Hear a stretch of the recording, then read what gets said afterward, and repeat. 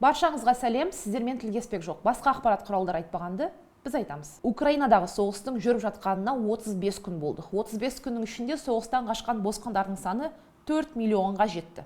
Біріккен ұлттар ұйымының хабарлауынша қаза болған тұрғындар саны 1000-нан асқан. Олардың 100-ден астамы кәмелетке толмаған балалар.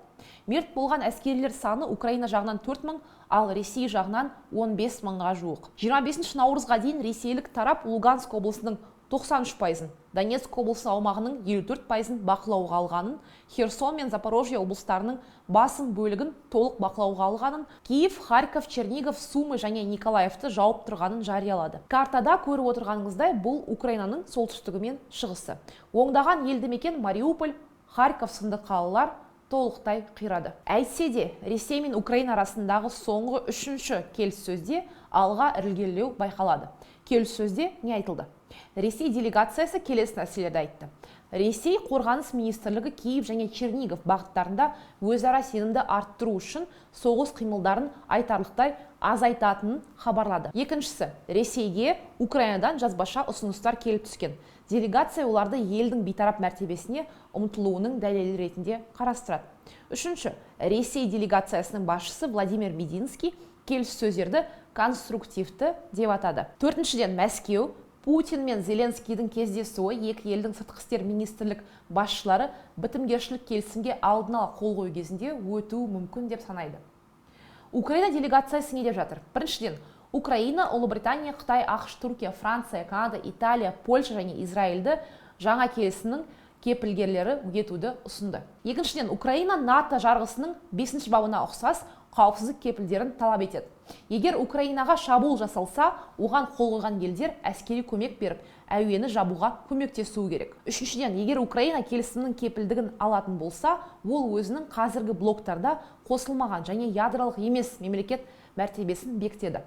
Сондай-ақ өз аумағында әскери базаларды орналастырмайды және әскери саяси одақтарға кірмейді. Бірақ Украина Еуропа одағына кіруден бас тартпайды. Төртіншіден, бейбітшілік шарты соғыс қимылдары аяқталғаннан кейін және ел аумағынан әскерилер шығарылғаннан кейін ғана өтетін жалпы украиналық референдумнан соң ғана жасалуы мүмкін.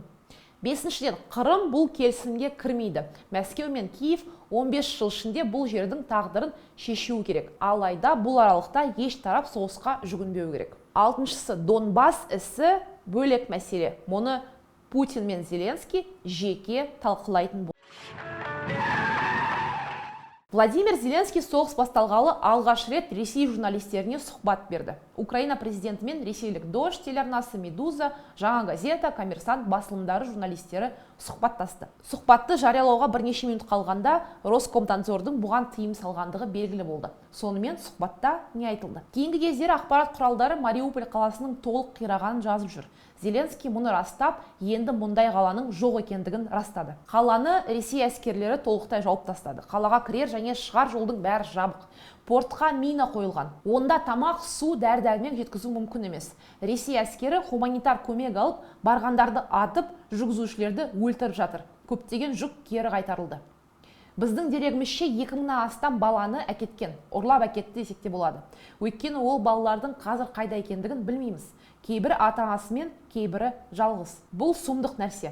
Қандай сұмдық болып жатқанын сөзбен айтып жеткізе алмаймын. Өте қорқынышты. Оларды айырбастау үшін ұстап отырғандай. Мариупольдің ішінде Ресей әскерінен бөлек Украина әскерилері де бар екен. Зеленский оларға қажет деп санасаңдар, өз өмірлеріңді сақтау үшін қаладан кете беріңдер деген. Бірақ Украина әскерилері одан бас тартқан. Олар жаралы адамдар мен қаза болғандарды тастап кетпейтіндігін айтты. Қала көшелері мен жолдарында мәйіттер үйіліп жатыр. Оларды ешкім жинап жатқан жоқ.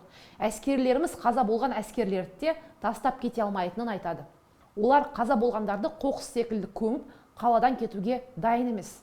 Ресейден мәйіттерді шығаруды сұрадық. Олар не өліні, не тіріні, не жаралыларды бермеді. Зеленскийдің сөзінше Ресейдің ұсталған және қаза болған әскерлерінің ішінде 2003-2004 жылғы туған балалар да бар. Біз ресейлік мәйіттерді алып қалғымыз келмейді, оларды алып кетсе екен дейміз. Әуелі Ресей әскері мұны қаламады, кейін қандай да қапшықтар ұсынды.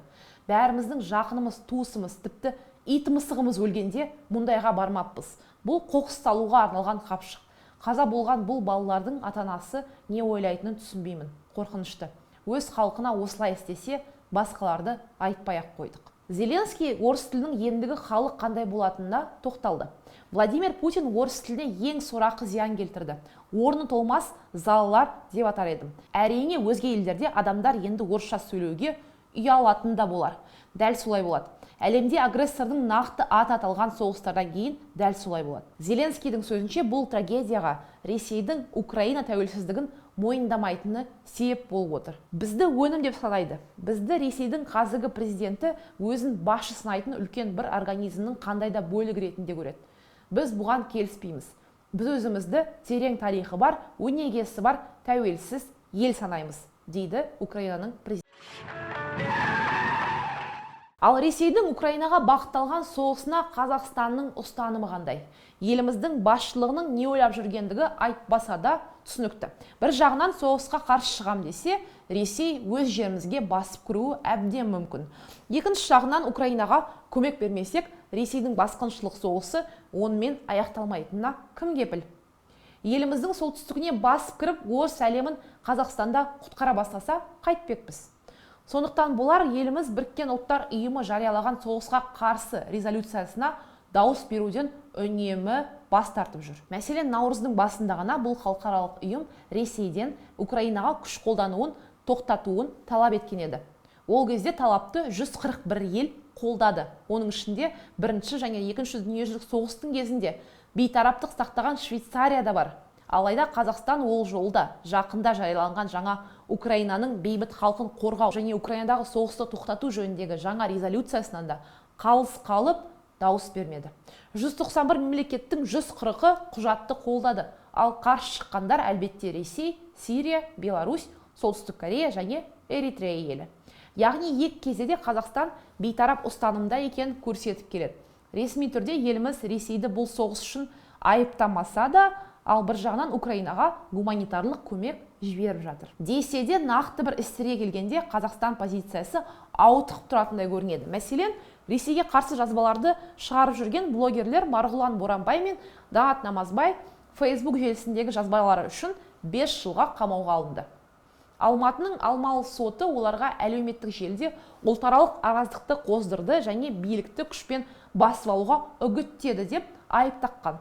Екеуін бөліп қарастырсақ, Марғұлан Боранбай бұл уақытқа дейін қазақ тілін үйрену және не үшін Ресейден іргемізді аулақ ұстауымыз керек екенін жазып жүрген. Ал Данат Намазбай болса, Ресейдің Украинаға басып кіргенін айыптаған. Қазіргі кезде кез келген есі дұрыс, жағдайды түсінетін адамның бәрі Украина жағында екені белгілі. Бейбіт кезде мұндай соғыс ашқан Ресейді айыптау дұрыс нәрсе, алайда бұл белсенділердің әлеуметтік желідегі ой үшін қамалуы дұрыс емес. Неге десеңіз, бұған керағар мына оқиғаны баяндап берейін. Алматы қаласының полиция департаменті Европа плюс Қазақстан радиосының бұрынғы жүргізушісі Любовь Панованың үстінен ұлтаралық араздықты қоздыру бабы бойынша іс қозғады. Бұл жүргізушінің Facebook желісіндегі пікірі халық наразылығын тудырған еді. Ол Ресейдің Украинаға басып кіргенін айыптағандармен пікірталас кезінде дядя Вованы көмекке шақыратынын айтқан. Әлеуметтік желі қолданушылары журналисті радиостанциядан жұмыстан шығаруды талап еткен. Компания әуелі қызметкердің әлеуметтік желілердегі жеке парақшасында айтқан ұстанымның радиостанция саясатына ешқандай қатысы жоқ деп жауапты жазды. Кейін ол расымен де жұмыстан шығарылды. Сондай-ақ қылмыстың жауапкершілікке тартылатын туралы да айтылады. Десе де бұл туралы нақты ешқандай ақпарат жоқ. Байқасаңыз, Қазақстанның бұл екі оқиғадағы ұстанымы екі түрлі. Неге бұл жүргізушіні тек жұмыстан шығарып қана қоя салады, ал Намазбай мен Боранбай 5 жылға қамалып жатыр? Олар айыпталған бап Любовь Пановаға неге әсер етпейді? Одан кейін Қазақстан бас прокуратурасы Ресейдің Украинаға соғысы туралы әлеуметтік желіде ұлтараздық тудырған адамдар қылмыстық жауапкершілікке тартылатынын хабарлаған.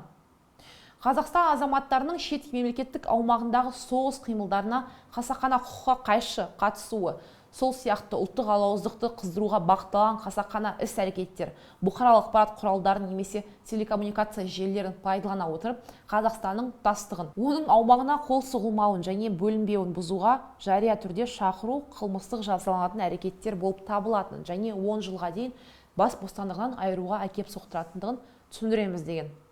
Көрші елдегі жағдай елдегі ұлтаралық шиеленісті қоздырып жіберуі әбден мүмкін әрине. Соғысқа қарсы шығып жүрген орыстар көп болғанымен, бұл ұлтқа деген толық сенімді соғыс аяқталса да қайтару қиын болатыны түсінікті.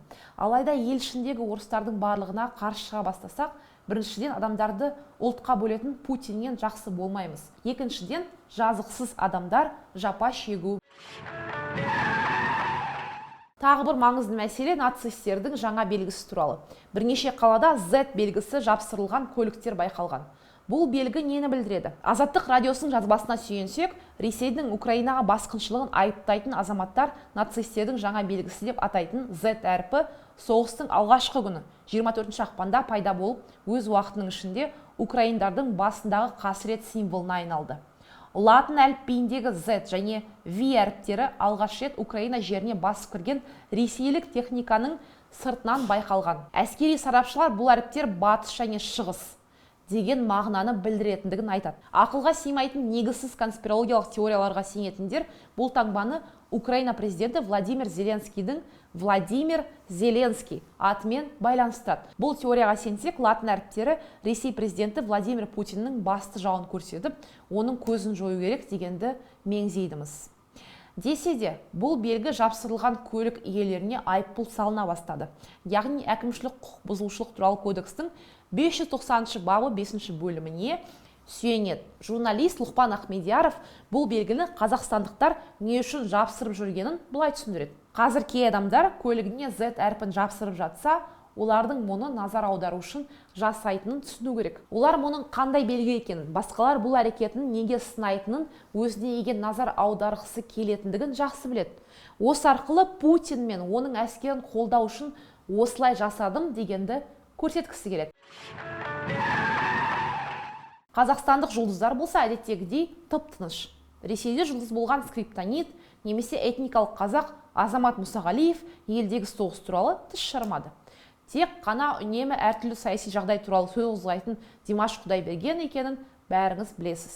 Ол Дубайдағы концертінде Украинадағы соғыс туралы бірер сөз айтты. I think nobody understands about what I was talking.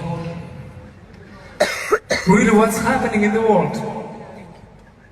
In the 20th century, people are still making war. We have all seen many times that millions of innocent children died because of the decisions of a couple of people. And the millions of adults have never died because of a couple of children, you know? Yeah, right on! Woo! So, who is smarter? Children! Who is smarter? Kids! I'm a little bit nervous, and of course I'm angry. Right now I'm 27 years old. In my life I meet with a lot of countries' presidents. And I don't understand what's wrong with this world. What's wrong? Hey, just need to understand. Every president who starts war, they need to understand. They are not greater than God. They are not greater than Allah. They are just humans, okay? Yeah, that's right! Yeah, listen to me. I just want to talk about it because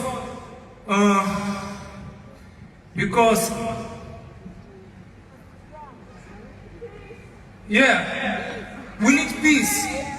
We need peace. I love all countries. I love all nations. Yes, yes! Really. Yeah! But I choose world without war, okay? Yay! Woo!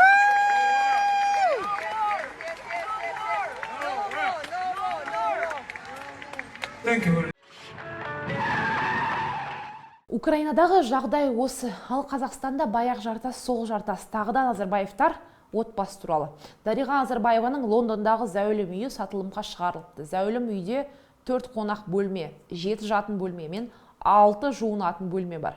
Ол Лондонның дәулетті ауданында орналасқан. Үйден Хайгет гольф клубы көрінеді. Дариға Азарбаеваның бұл үйді 2008 жылы 9,3 миллион фунтқа сатып алғаны атап етілген. Дариға Азарбаева үйді өз сатып алған бағадан төмен бағада сатылымға қазір шығарып отыр. 9 миллион фунт. Ал бізде бүгінге осы. Бұл жаңалықтар туралы өз ойыңызды пікірге жаза кетіңіз. Міндетті түрде шығарылымнан лайк басып, біздің каналға жазылуды ұмытпаңыздар. Сондай-ақ біздің әлеуметтік желілердегі парақшаларымызға жазылыңыздар. Ол жерде жаңалықтар күн сайын шығады. Амандықта көріскенше сау болыңыздар.